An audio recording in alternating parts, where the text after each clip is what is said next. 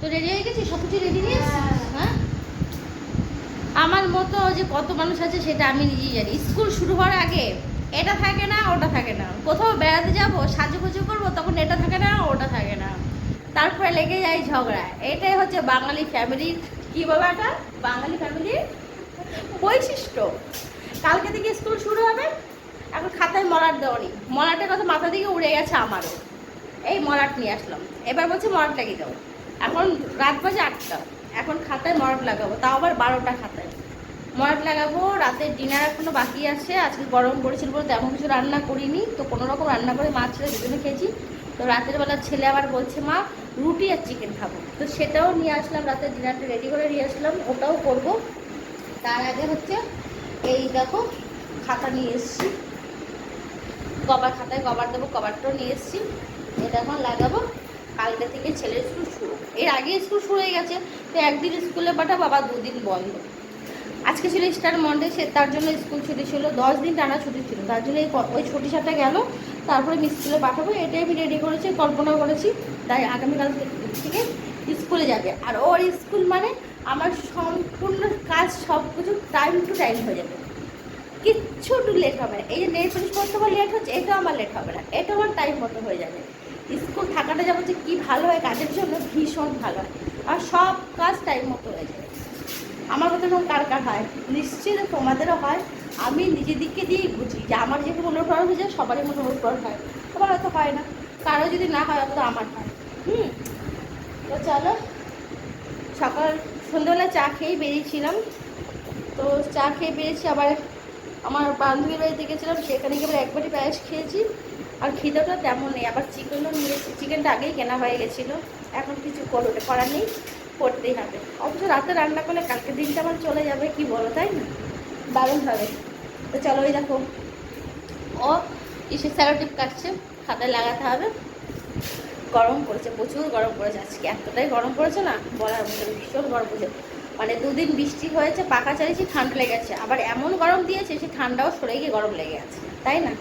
তো আর বেশি কথা না, অনেক রাত হয়ে গেছে, রান্না বান্না করতে হবে, আবার তাড়াতাড়ি করে ঘুমিয়ে পড়তে হবে, তাহলে সকালে উঠতে পারবো না। এখন আর স্কুল আগে ছিল 8:35, এখন স্কুল করে দিয়েছে 8:25, আরও আগিয়ে দিয়েছে, তো ঝটপট করে বেরোতে হবে, নাহলে আর গেট পড়ে যাবে, গেট পড়লে আরও 10 মিনিট লেট হবে, যাতে গেট না পড়ে আমাকে সেই টাইমটা নিয়ে বেরোতে হয়। তো চলো ঝটপট কভারগুলো লাগিয়ে দিই ছেলের রুটিন গোছা। রুটিনগুলো তুই গুছিয়ে নিতে পারবি? এটা এখনই পারে, রুটিন গোছাতে পারে, স্কুলের ড্রেসও পরে নিতে পারে, সব পারে, এটা আমাকে এখন করতে হয় না, এই কাজটা কমে গেছে। তো চলো, আবার সকালে উঠে আমাকে রান্নাবান্না করে নিতে হবে, আমার বাবু সোনাটা স্কুলে খেয়ে যাবে, তার কারণ হচ্ছে স্কুল থেকে আসতে তো 3টে বেজে যায়, তাই সকালে খাইয়ে দিই, টিফিন দিয়ে দিই, আর বাড়িতে এসে খাবে, ব্যাস কমপ্লিট। তো তার মধ্যে আজকে আবার মাঠে নিয়ে গেছি, মাঠে গিয়ে বল খেলা করে নিয়ে এসেছি। প্রতিদিন এখন আমার ডিউটি হয়েছে মাঠে গিয়ে ব্যাট খেলা ওর সাথে। বেশ ভালোই হলো, যখন ব্যাট খেলার সময় ছিল তখন ব্যাট খেলিনি, এখন ব্যাট খেলছি, তো এই শখটা এখন পূরণ করার সময়, তাই না?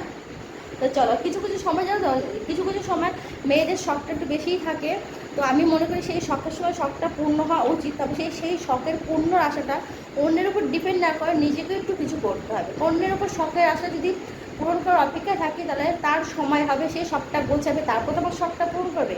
তার সাথে নিজের শখটা যদি সামান্য একটু দায়িত্ব নিতে পারি, আমার মনে হয় শখটা সেই ঠিক টাইম মতোই পূরণ করা হয়, তাই না?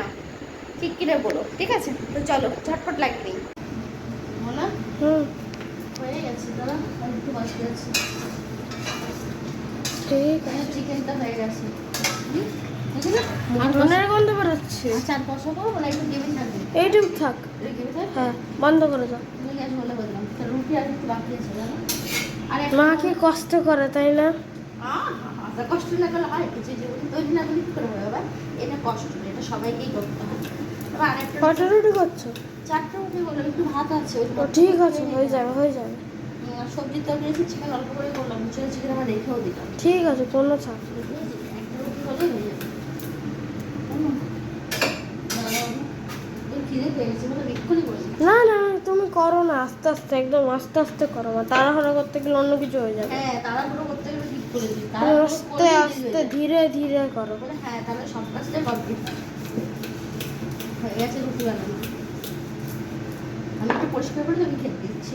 ঠিক আছে, কোনো অসুবিধা নেই, তুমি পরিষ্কার করো, যদি বলো যে বাড়তে আমি বাড়বো। আচ্ছা আমি পরিষ্কার করছি, তুই খাবারটা বেড়ে দিস। ঠিক আছে, বাড়িতেই পারবো। হয়ে গেছে? হ্যাঁ, রুটি হয়ে গেছে। ঠিক আছে, তাহলে আমি বাড়ি।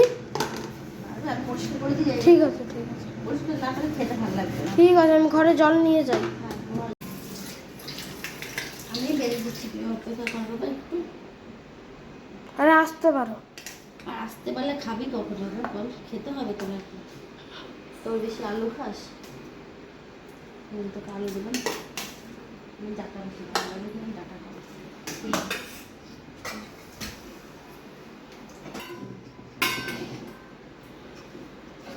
তোমার বাড়ি? হ্যাঁ, আমি বাটিতে নিচ্ছি, তারা তুমি আগে বাটিতে নিই। ওইটা। আমার জন্য হলেই হলো, কোনো অসুবিধা নেই। খুন্তি দিয়ে কি বাড়া যায় বল? আমি খুন্তি দিয়ে বাড়া শুরু করে দিয়েছি, কি করবো? আমি কত কিছু পারি, খুন্তি দিয়েও বাড়তে পারি। হ্যাঁ বাবা, হুম, অনেক কিছু বলি বল। তাড়াহুড়ায় মানুষ অনেক কিছুই করে। করে যাবেন তো? কেন করবে? তাও অতটা তরকারি বেশি হয়ে গেল, তরকারি হিসাব করে রান্না করতেই পারলাম না। তো চলো রাতের ডিনারটা কমপ্লিট করে নিই, অনেক রাত হয়ে গেছে, 10টা বাজে। 10টার সময় চিকেন রান্না করে খাচ্ছি। নিজের পূরণ, নিজের সবটা নিজের মতন একটু পূরণ করে নিলাম। বাবু হ্যাঁ। বসো, জল দিচ্ছি, আসো বসো। হুম, জল দিয়ে করে তোমরা খেয়ে নাও, আমি খেয়ে নিই। দিয়ে আমি জামাটা চেঞ্জ করবো। ঠিক ঠিক আছে। আছে, গা ধুবে? হ্যাঁ, গা ধুতেই হবে।